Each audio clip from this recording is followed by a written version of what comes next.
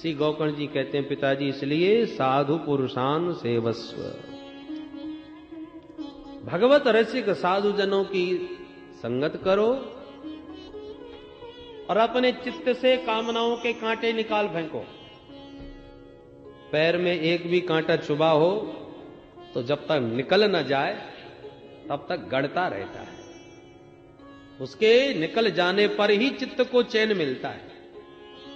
हमने तो न जाने कितने कामनाओं के कांटे चुभो रखे हैं, ये करूंगा फिर वो करूंगा, उसके बाद ऐसा होगा फिर वैसा होगा। जितने कांटे लगे होंगे चित्त उतना ही बेचैन होगा, और हम जानबूझ के ये कांटे लगा रहे हैं। इसलिए जो वास्तव में शांति चाहता हो, जिसका चित्त हमेशा प्रसन्न रहे, ऐसी यदि आपकी इच्छा है तो जितने कांटे चुभो रखे सबको निकाल दो। एक भी कांटा रहेगा तो गड़ता रहेगा। उदाहरण से देखो, हमने सोचा किराए के मकान में रह रहे हैं भैया, कभी अपना मकान हो, अपनी छत हो तो रहने का आनंद ही कुछ और है। अब हमने कांटा छुपा लिया, मकान होना चाहिए, मकान होना चाहिए, तो जब तक हो ना गया तब तक वो गड़ता रहा। आज अब गृह प्रवेश किया, उस गृह प्रवेश में बड़ा आनंद, बड़ा हर्ष, भैया अपना मकान है, गदगद हो रहा है आपका चित्त। अब ये विचार कीजिए, आनंद आपको कहां से मिल रहा है? यदि मकान का आनंद होता तो मकान तो आपके पास बरसों तक रहा, आनंद तो 2-4 दिन में ही गायब हो गया। वस्तुतः वो मकान का आनंद नहीं है। मकान अपना हो, ये कामना जो कांटा बनकर के चुभी हुई थी आपके चित्त में, वो कांटा आज निकल गया।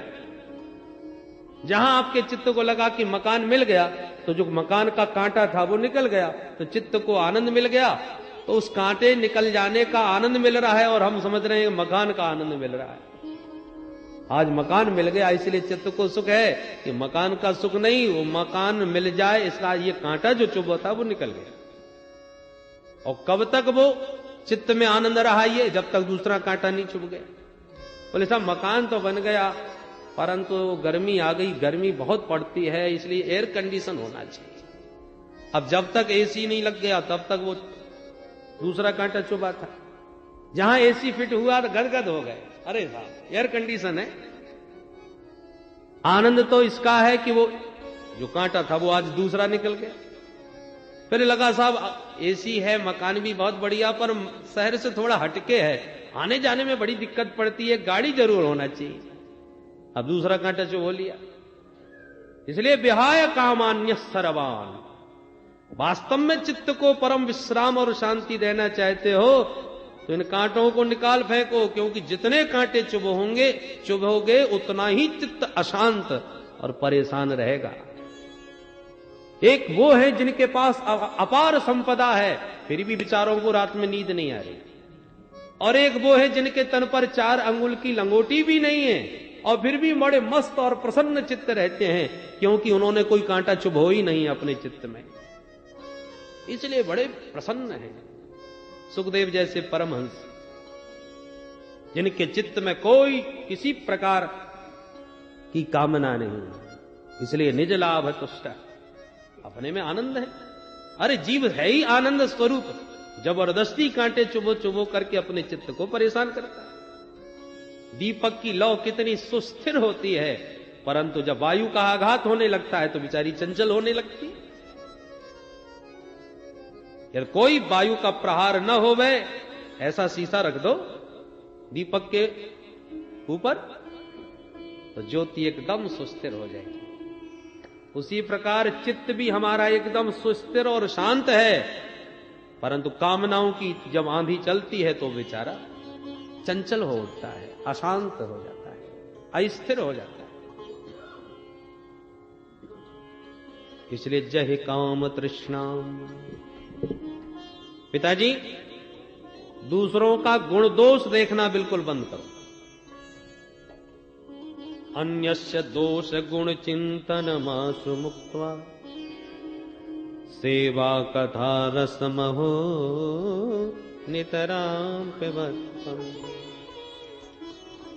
हम लोग प्रायः अपने बारे में इतना नहीं सोचते जितना कि दूसरों के बारे में सोच के समय बर्बाद करते हैं।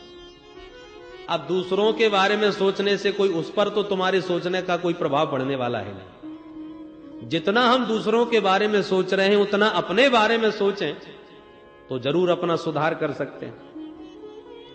एक अंगुली जब दूसरे पर उठाते हैं तो 3 अंगुली स्वतः अपने हमारी तरफ मुड़ के हमसे पूछती हैं कि तू कैसा है, पहले अपने अंदर भी तो झांक के देख, तब सामने वाले पर उंगली उठा।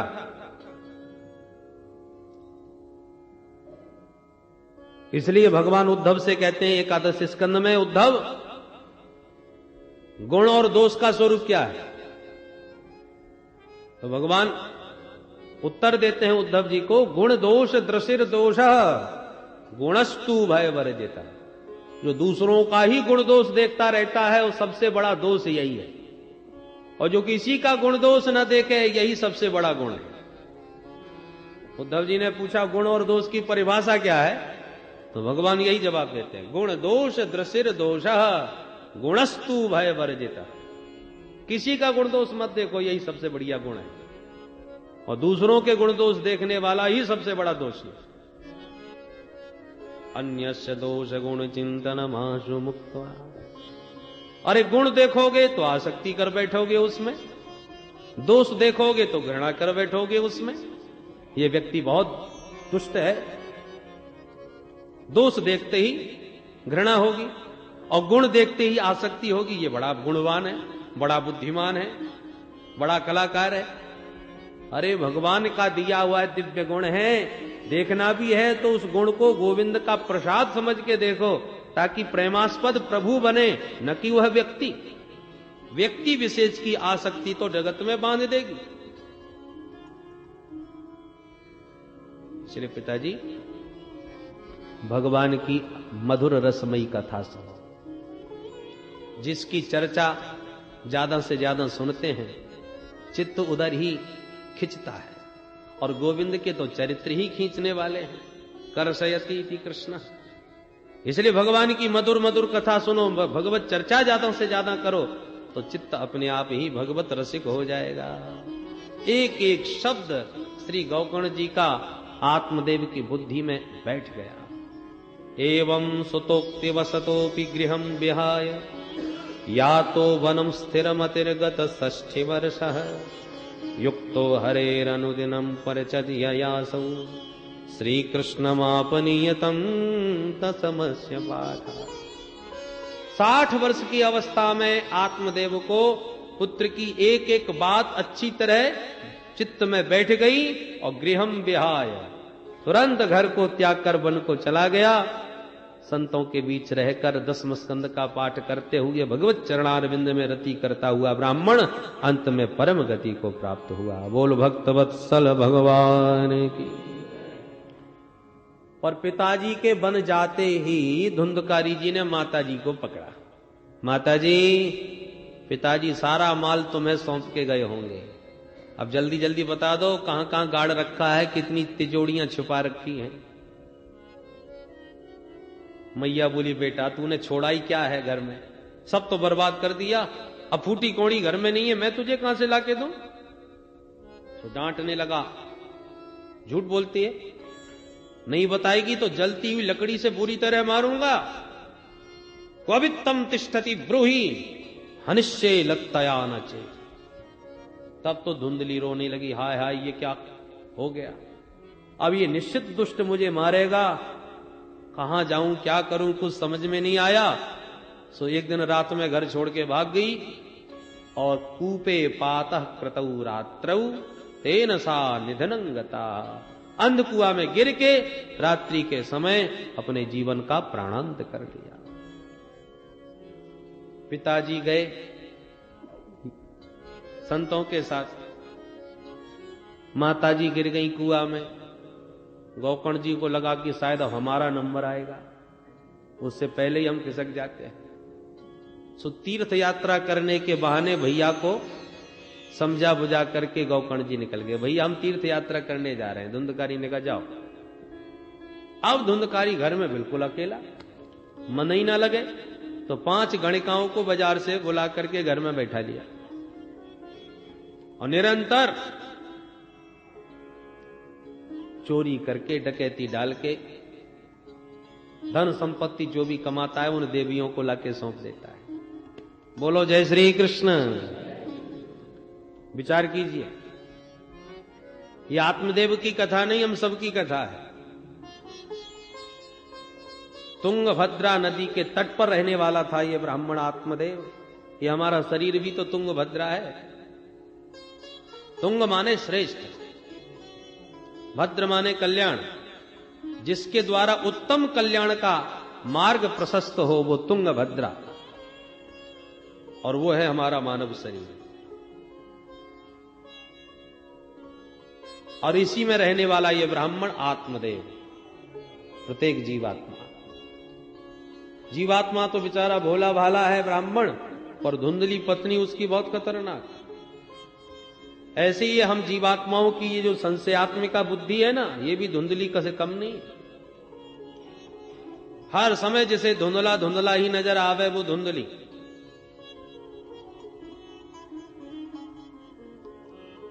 ये रस्सी पड़ी है या सर्प, ये भ्रम कब उत्पन्न होता है?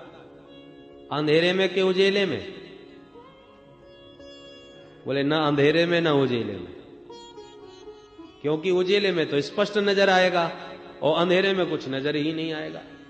पूर्णतः अंधकार हो तो अपना हाथ ही नजर नहीं आता, और जब नजर ही कुछ नहीं आता तो भ्रम क्यों होगा? भ्रम तो तब होता है जब कुछ दिखाई पड़े। तो मंद अंधकार में माने जब ना अंधेरा हो ना उजेला हो, बीच की जो स्थिति है जिसे कहते हैं धुंधला धुंधलापन, भ्रम तभी पैदा होते हैं।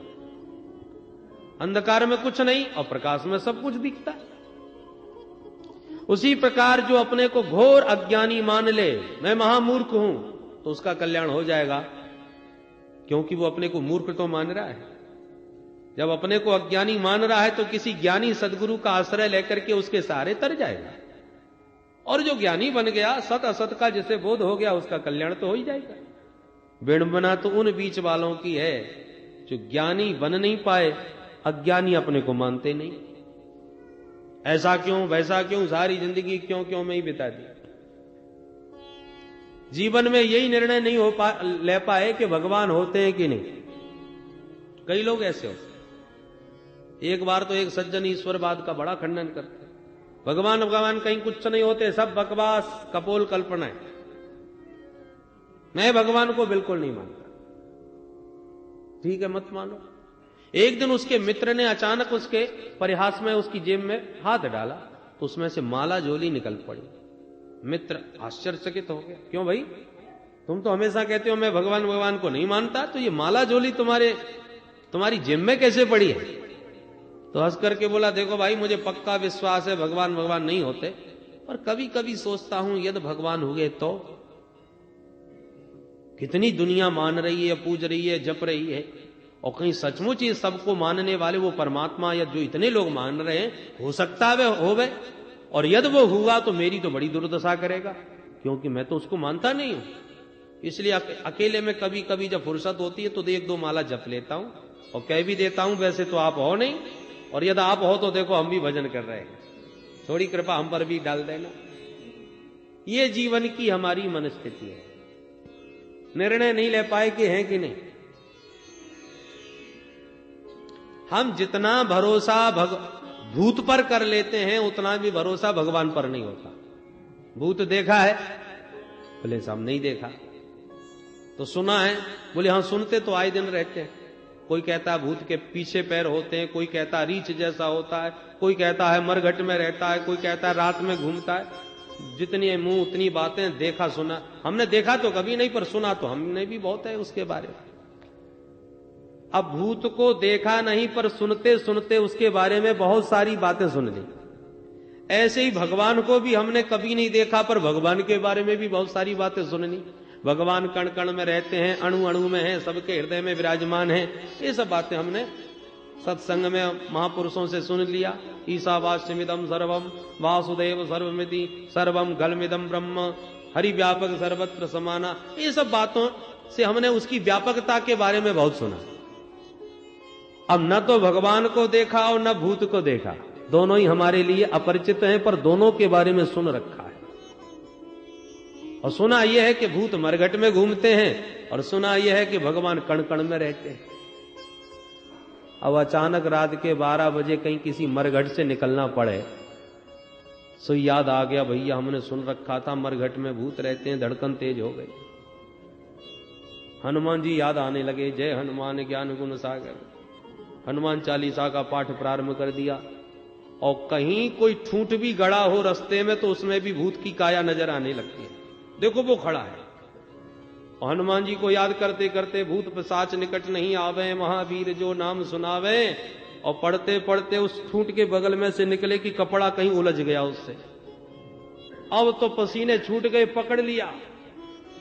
और कई लोगों को तो इसी चक्कर में हार्ट अटैक हो जाता है। अब बिना देखे कितना प्रबल विश्वास हो गया कि भूत ने पकड़ लिया, जिसके बारे में आज तक केवल सुना था। पर आए दिन कथाओं में भी तो हमने खूब सुन रखा था कि हरि व्यापक सर्वत्र समाना, प्रेम ते प्रगट होए में जाना। पर क्या विश्वास हुआ? और यदि इस चौपाई पर पूर्ण विश्वास होता तो क्या उस मरघट के भूत से डर लगता? अरे जब मरघट में भूत है तो क्या मरघट में भगवान नहीं होंगे? जो कण कण में सर्वत्र है वो क्या मरघट में नहीं होगा? पर भगवान होंगे कि नहीं ये तो पता नहीं, पर भूत तो जरूर खड़ा है। मतलब क्या हुआ? जितना विश्वास बिना देखे हमें भूत पर हो गया, उतना भी हमें भगवान पर तो नहीं हुआ। यही धुंधली बुद्धि है, संशयात्मिका बुद्धि। आत्मदेव तो भोला भाला, पर ये धुंधली बहुत परेशान करती है। आत्मदेव जंगल में गया तो संत का दर्शन हो गया भगवान की कृपा से। बिनु हरि कृपा मिले ही नहीं संता, हरि कृपा भई तभी तो संत का सानिध्य दर्शन प्राप्त हुआ। हमारे जीवन में भी संत तो खूब मिल रहे हैं, पर संतों का संग पा करके जो हमें आनंद मिलना चाहिए, जिस लक्ष्य की पूर्ति होना चाहिए, वो नहीं हो पा रही। क्यों? बोले संत ने बहुत सारी बातें बताई थी, पर आत्मदेव ने क्या मान ली? संत ने कितना बढ़िया उपदेश दिया, पर पंडित जी बोले हमको कोई नहीं सुनना है, हमको तो बेटा चाहिए। अच्छा ठीक है, बेटा ही चाहिए तो ये फल ले जाइए, पत्नी को खिला दीजिए, बेटा हो जाएगा। तो क्या पंडित जी ने फल खिलाया? पंडित जी ने तो स्वीकार किया, खिला दूंगा, और ला करके देवी जी को थमा दिया कि खा लेना। यदि अपने सामने ही ला करके खिला दिया होता अपने हाथों से, उस संत के कथनानुसार, इदम भक्ष्य पत्न्या त्वम ततः पुत्रो भविष्यति, यदि खिला दिया होता तो आज गौकर्ण उसी का बेटा होता, आत्मदेव का ही बेटा गौकर्ण होता, तो धुंधकारी की समस्या ही घर में पैदा क्यों होती? परंतु गलती कहां हो गई कि खा लेना, और धुंधली ने खाया नहीं। उसी प्रकार हम संतों के पास भी बैठते हैं, और संतों का उपदेश सुन सुन करके हमें ज्ञान रूपी फल भी प्राप्त होता है। संतों के वचनों से जो ज्ञान प्राप्त होता है वही दिव्य फल है। पर संत कहते हैं जो प्रवचन सुन रहे हो, जो ज्ञान का फल प्राप्त कर रहे हो, इसे घर में जाकर के जरा बुद्धि को खिला देना। ये जो प्रवचन ज्ञान सुना है इसे बुद्धि में उतार लेना, तो जीवन का कल्याण हो जाएगा। पर हम लोग कथा तो बड़े ध्यान से सुनते हैं और सिर हिला हिला के स्वीकार भी करते हैं, महाराज जी बहुत बढ़िया बात बोले, बहुत सही कही। परंतु धुंधली बुद्धि कहती है चाहे जितनी घोपड़ी हिला लो, मानना तो मुझे है, घर चलो तब देखूंगी। सत्संग में तो ये जीव बड़ा प्रभावित रहता है, परंतु जब घर पहुंचता है और बुद्धि पर बैठाने की बात जब आती है, जो प्रवचन सुना, ज्ञान प्राप्त किया, उसे हम बुद्धि में उतार लें तो ये ज्ञान बुद्धि में नहीं ठहरता। व्यवहार जगत में आते ही बुद्धि कुतर्क की कैंची चलाना प्रारंभ कर देती है। महाराज जी कह रहे थे कि पाप की कमाई बुद्धि को नष्ट करती है, बहुत जीवन संकटमय और क्लेशों से आक्रांत हो जाता है, इसलिए पाप की कमाई से बचो। पर अब कुतर्की की कैंची चल पड़ी घर में। सत्संग में तो समझ में आ गई थी बात, पर घर में अब कुतर्की की कैंची चलानी प्रारंभ करी। भैया 2 नंबर के जब तक धंधे नहीं होंगे, जब तक थोड़ी बहुत मिलावट नहीं होगी, जब तक गड़बड़ नहीं करेंगे, तब तक कैसे खर्चे चलेंगे? वही आजकल सब चलता है। वो कथा भागवत की बात और है, व्यवहार में बड़ा कठिन है भाई। महाराज जी कह रहे थे सत्य बोलो, झूठ बोलना महापाप है। अरे भैया, आजकल बिना झूठ बोले कैसे काम चलेगा? हर बात को जो सत्संग में बहुत अच्छी लग रही थी, वो हमारी कुतर्कणी बुद्धि ने काट के रख दी। और एवं कुतर्क योगेन तत्फलम नैव भक्षितम, जैसे धुंधली ने कुतर्क करके फल नहीं खाया, ऐसी ज्ञान का दिव्य फल जो सत्संग में संतों से प्राप्त होता है, वो घर में कुतर्की की कैंची ये धुंधली चलाती है और उस फल को नहीं खाती। परिणाम क्या हुआ? धुंधकारी घर में आ गया। सत्संग को जब तक हम व्यवहार में नहीं उतारेंगे, जब तक अपनी धुंधली बुद्धि में सत्संग को नहीं प्रविष्ट करेंगे, आत्मसात नहीं करेंगे, तब तक ये अज्ञान रूपी धुंधकारी हमको सताता ही रहेगा।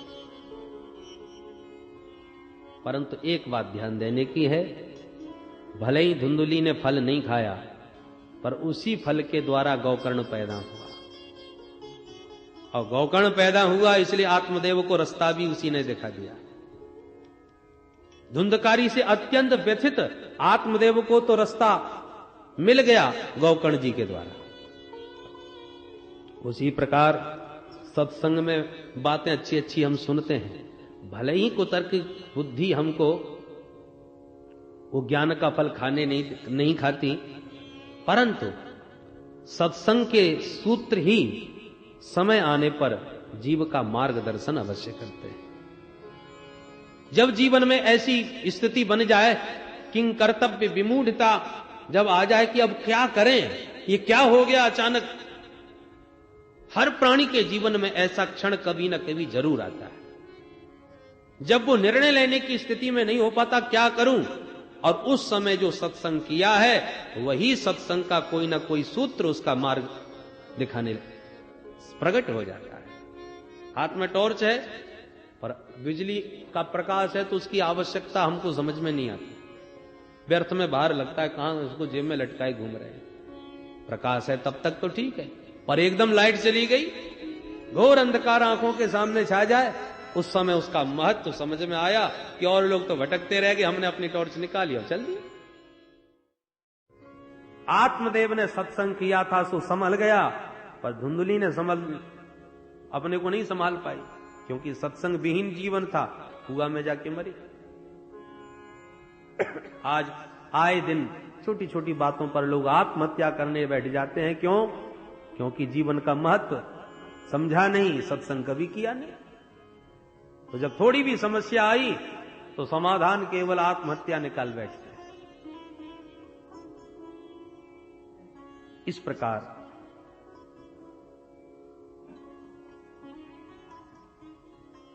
श्री गौकर्ण जी महाराज तो अब तीर्थ यात्रा के लिए निकल पड़े। धुंधकारी ने बहुत दुनिया को लूटा और ला करके देवियों को धन सौंपा। एक दिन तो इतनी संपत्ति लूट करके लाया कि देखते ही पांचों देवियां आश्चर्यचकित हो गई।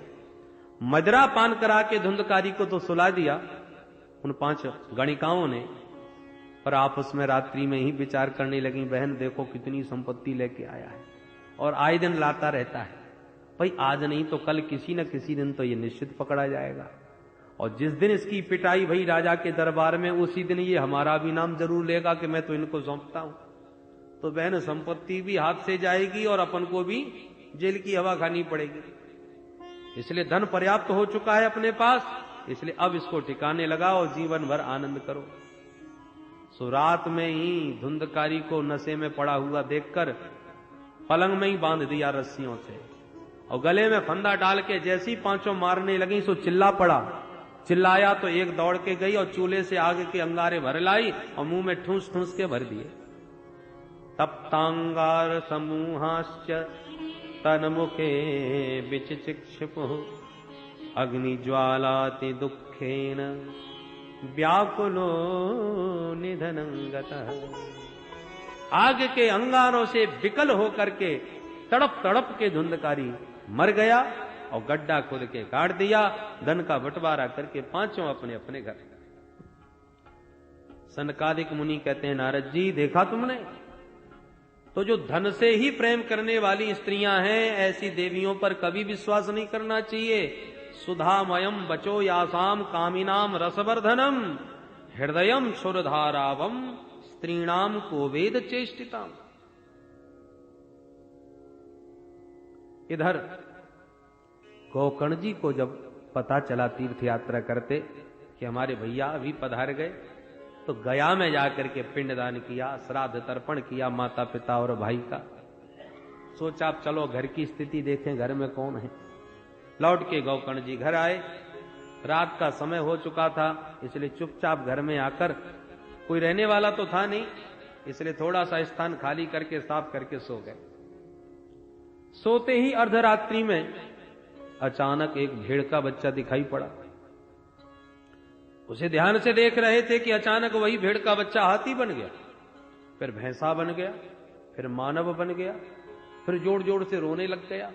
गोकर्ण जी एक क्षण को तो घबरा गए कि भैया कौन है ये। फिर सावधान होकर संभल के बैठे और पूछा, कस्पम, कौन हो भाई? तो और जोर जोर से रोता है पर बोलता कुछ नहीं। संज्ञा मात्रम चकार, केवल इशारा करता है, बोल नहीं पाता।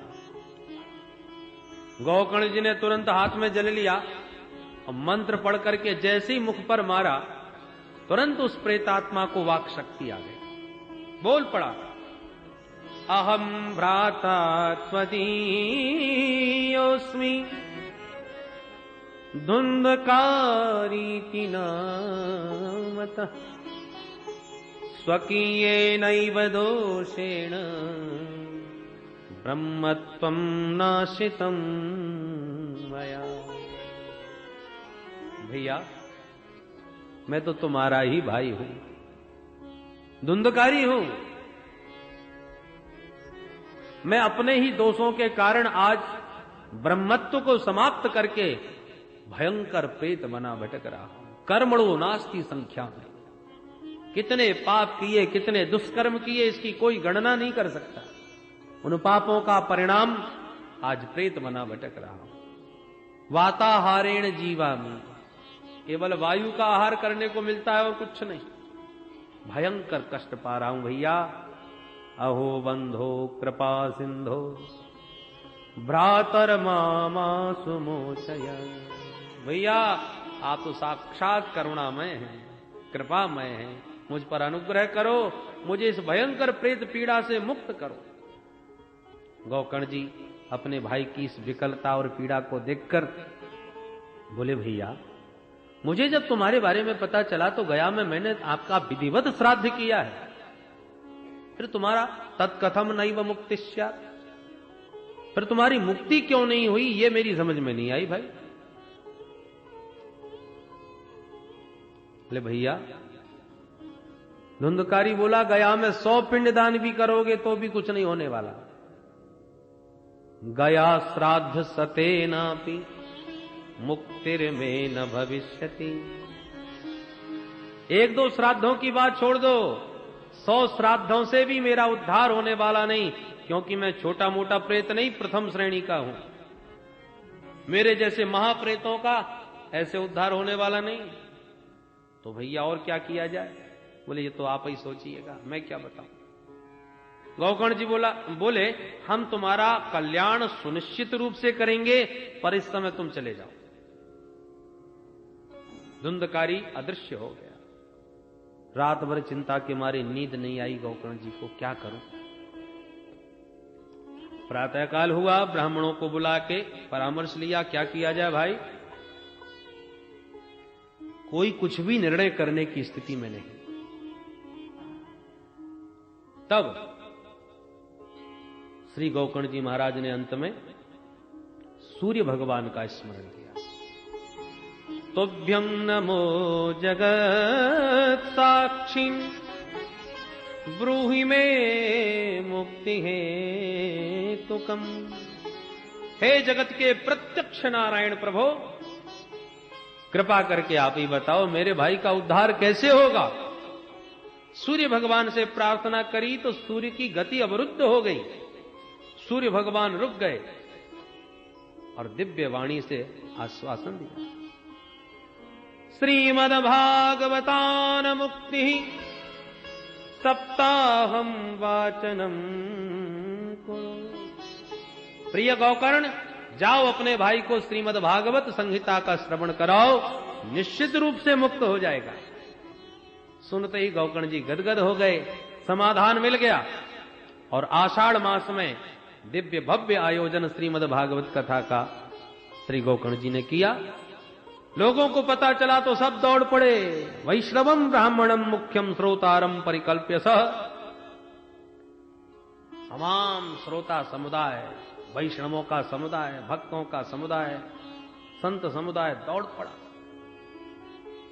उस जन समुदाय के बीच गौकर्ण जी व्यासपीठ पर विराजमान होकर के कथा प्रारंभ कर दी।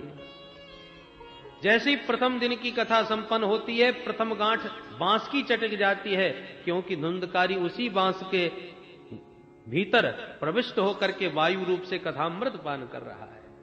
एक एक करके एक एक ग्रंथि चटकती गई एक एक दिन में।